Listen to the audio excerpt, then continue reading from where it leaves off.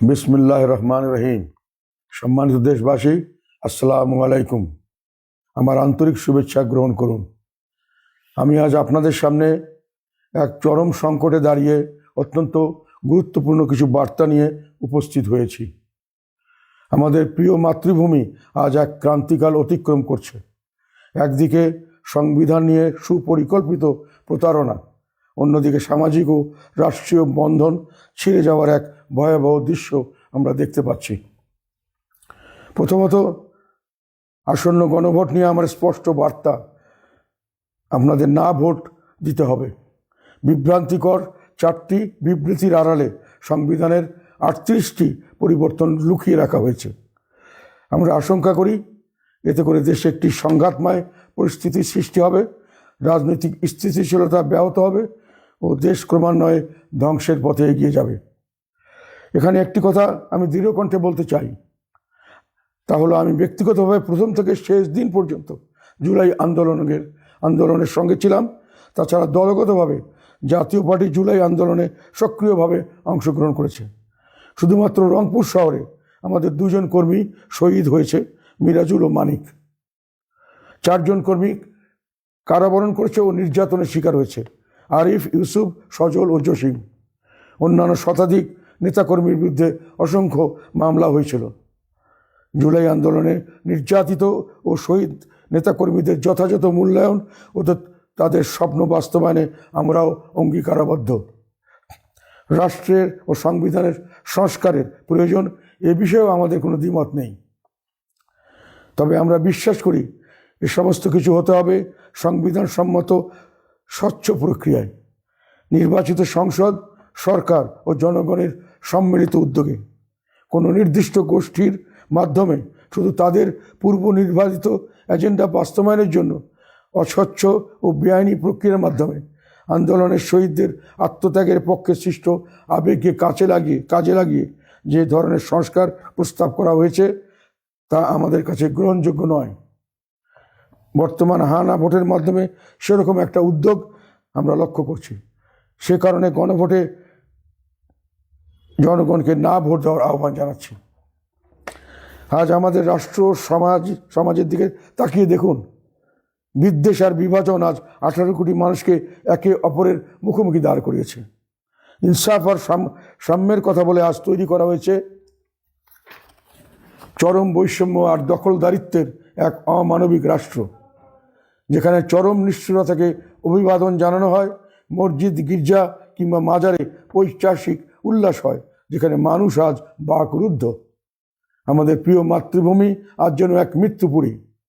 দিনে দুপুরে প্রতিপক্ষকে খুন করে মৃতদেহ পুড়িয়ে ফেলা হচ্ছে। বিভিন্ন স্থানে সংখ্যালঘু সম্প্রদায়ের বাড়িঘর, দোকান লুটপাট, ভাঙচুর ও আগুন দেওয়ার অভিযোগ পাওয়া যাচ্ছে, অথচ রাষ্ট্র নির্বিকার। সামাজিক যোগাযোগ মাধ্যমে ঘোষণা দিয়ে বাড়িঘর ভাঙচুর ও জ্বালিয়ে দেওয়া হচ্ছে, কিন্তু কারো ঘুম ভাঙছে না। এটি একটি ব্যর্থ রাষ্ট্রের পূর্ব লক্ষণ ছাড়া আর কিছুই নয়। আমাদের অর্থনীতিও আজ হুমকির মুখে। বিগত কয়েক মাসে শত শত কলকারখানা বন্ধ হয়েছে, বাড়ছে বেকারের সংখ্যা। ব্যাংকের রিজার্ভের প্রকৃত অবস্থা আমাদের অজানা। আমাদের সীমান্ত আজ অন্যের নিয়ন্ত্রণে চলে যাচ্ছে। নারীরা আজ নিজ দেশে পরবাসী। আমাদের শিল্প সংস্কৃতি জারি সারি ভাবাইয়া আর কবিতার কণ্ঠরোধ করা হচ্ছে। এমনকি নারীর শিক্ষা ও কর্মক্ষেত্রে চলাফেরাও আজ শকুনের নখরে বন্দী। এই ধ্বংসাত্মক ডিজাইন আমাদের ভাঙতে হবে। আমাদের প্রথম কাজ হবে রাষ্ট্র সমাজের ছিঁড়ে যাওয়া সকল বন্ধনকে আবার জোড়া দেওয়া। আমরা এমন এক বাংলাদেশ গড়তে চাই যেখানে একজন নারীকে তার পোশাকের জন্য হেনস্থা হতে হবে না, শিক্ষক তার ছাত্রের কাছে প্রহিত হবেন না, বাউল শিল্পী বা ভিন্ন মতের কোনো মানুষের ত্রুটি চেপে ধরা হবে না।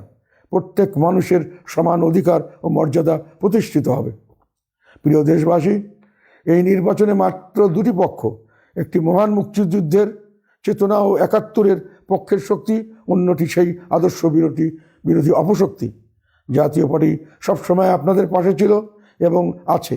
জাতীয় পার্টিকে লাঙ্গল প্রতীকে ভোট দেওয়া মানেই হলো একটি গণতান্ত্রিক বাংলাদেশ ফিরিয়ে আনা এবং 1971 সালের চেতনাকে জয়যুক্ত করা।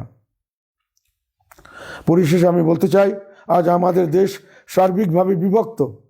আমরা এবং তারা এই বিভাজন আমাদের এমন এক পর্যায়ে নিয়ে গেছে যে কেউ কাউকে সহ্য করতে পারছি না, অন্যের মতামতকে বুঝতেও চাচ্ছি না। কিন্তু এই অসহিষ্ণুতা থেকে আমাদের বের হতে হবে। মনে রাখবেন, দেশটা আমাদের সবার, দেশ একটাই, এবং এর দেশের প্রশ্নে আমাদের সবাইকে এক মতাবলম্বী ও একতাবদ্ধ হতে হবে। দেশের স্বার্থে কোনো পক্ষ বিপক্ষ থাকতে পারে না। অতীতের সব তিক্ততা পিছনে ফেলে আমাদের সামনের দিকে এগিয়ে যেতে হবে। বিভাজনের এই অপরাজনীতি এখনই বন্ধ করার সময়। হিন্দু, মুসলিম, বৌদ্ধ, খ্রিস্টান, নারী, পুরুষ, তৃতীয় লিঙ্গ কিংবা পাহাড়ি সমতলী, আমাদের সবার পরিচয় আমরা বাংলাদেশের নাগরিক, আমরা বাংলাদেশি। আমাদের লক্ষ্য এমন এক বাংলাদেশ যেখানে সবাই নিরাপদে থাকবে এবং সবাই সমান অধিকার থাকবে।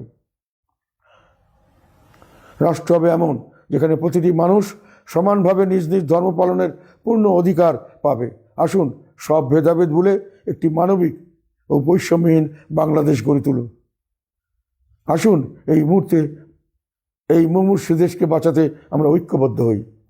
সবশেষে বলতে চাই, অরাজকতা ও বিচারহীনতার সংস্কৃতি বন্ধ করতে এবং দেশের গণতন্ত্র রক্ষা করতে লাঙ্গল প্রতীকে ভোট দিন। বজ্রকণ্ঠে আওয়াজ তুলুন, বিভাজন নয়, ঐক্য চাই। স্বৈরাচার মুক্ত গণতান্ত্রিক বাংলাদেশ চাই। লাঙ্গল প্রতীকে ঐক্য গড়ি, বৈষম্যহীন বাংলাদেশ গড়ি। বাংলাদেশ জিন্দাবাদ, জাতীয় পার্টি জিন্দাবাদ।